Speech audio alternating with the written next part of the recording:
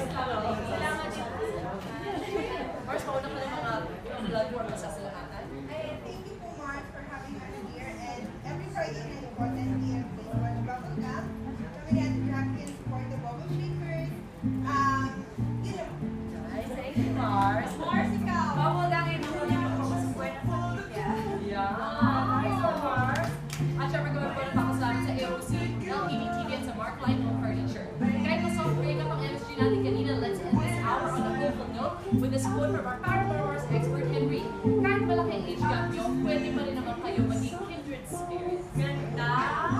Salamat sa ating studio audience sa ating mga food vloggers na nag-group na dito. Thank you guys! Sa lahat na nag-group sa ating social media accounts, lalo lumalaki ang online family natin. Thanks to all of you! Thank you!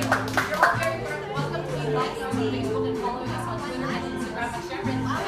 Welcome to keep joining us here every night sa JB News TV. Basta para sa inyo guys, lahat na ng alas, ilalabas na namin dahil syempre, our goal is for you to be happy, entertained, and syempre, yung may matutunan kayo, diba? So see you all again for all of that and so much more dito sa... Well, there's a way, kind of beautiful. Everyone has a state so magical. Yes, thank you. Nung nag-start ba yung Mars, in-imagine niyo siyang aabot ng ganito katagal? Winish namin na umabot siya ng ganito correct. katagal. Pero, in-expect ba natin more? Parang along the way, we felt like it was gonna be long. Oo. Pero parang kumbaga, we were having so much fun. Tapos parang people would say, ang tagal yun, ang tagal na nga natin. Ano, parang ganon. We didn't even realize it's been 3 years. Yeah. What do you think anong ginawa niyo na special to make your partnership click? Parang wala naman masyado. Parang siguro, ang napansin ko lang kasi sa aming dalawa, mas more of puro, hindi naman puro, pero ang dami kasi naming kalokohan. Unlike maybe the other shows na medyo talk show yung tech or magazine show, medyo seryoso kasi yung atake nila.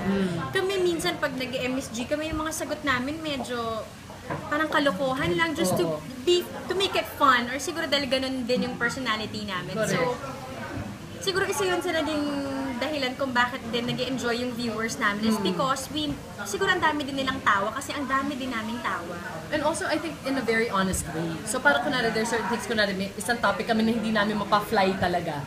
So, sasabihin namin siya out loud, para kami nag-think out loud, tapos tawa kami ng tawa kasi yun yung totoo. So parang, it's hardly a put on kasi para it's not kasi people need to hear this or want to hear that so we'll say that. Pero minsan, ang hirap nun, ano? Parang hindi natin mapalipad yun, ano? Oo, minsan may ganun kami na Honest parang siya. may isang time dito na yung topic namin, lahat ng guests na, yung dalawang guests namin, binaril lahat.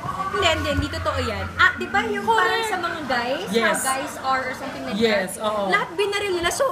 So para tayo mag-thank you dito sa source sa namin. source kasi nga hindi nga nag-agree yung guests namin sa sinabi na. So things like that, parang we're Thank you sa website na to na hindi nakatulong. Mga ganon. Ganun yung mga alawin. Kasi totoo naman siya. Pero how do you adjust to, like for example, this is a daily show and I heard nagtitape kayo three shows in One day. Correct. So si Miss Wizzy parang sanay na kasi may unang hirit. Oo. But si Camille, pero I'm sure masanay na kasi sa soap naman long hours. But Yeah, but nung una akong nagsistart mag-tape dito, kwento ko kay ate na mas pagod ako sa Mars kesa sa soap. Kasi nasanay yung katawan ko sa sistema ng soap. Yes. Dito naman, lagi akong paos. Kasi hindi ako sanay ng tumutokis all day. Pero siguro after a couple of months, nasanay na rin. Tapos parang nag-adjust na rin yung katawan ko. Ngayon, hindi na ako sanay mag-soap.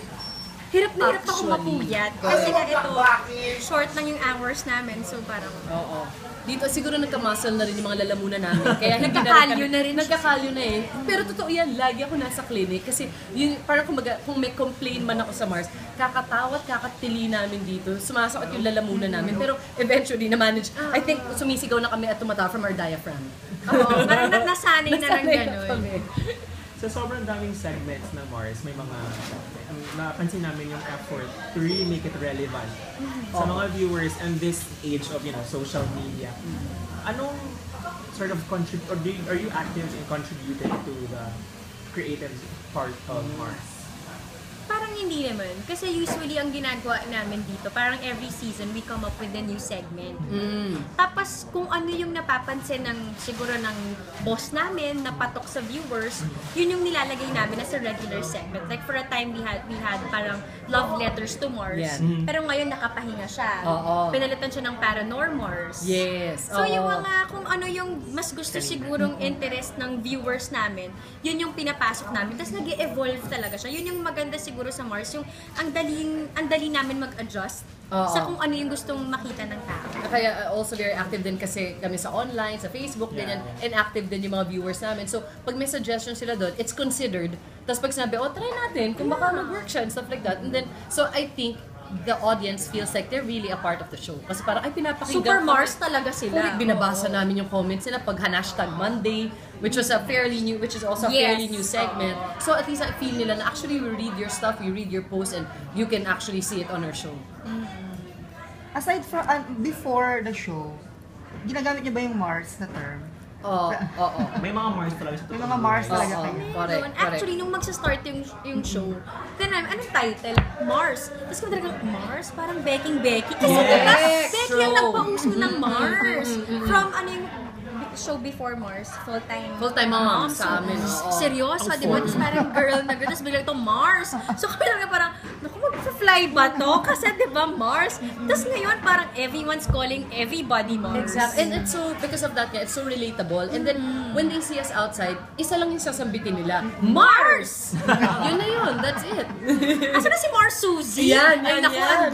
andun, may ganap. Parang Lagi kami nilang comment, close ang kayo. sasarap ng mga niluluto ninyo at saka yung workout ninyo, ang hihirap pa. So, ibig sabihin, interactive siya, ginagaya talaga nila or yung mga suggestion namin. Galing.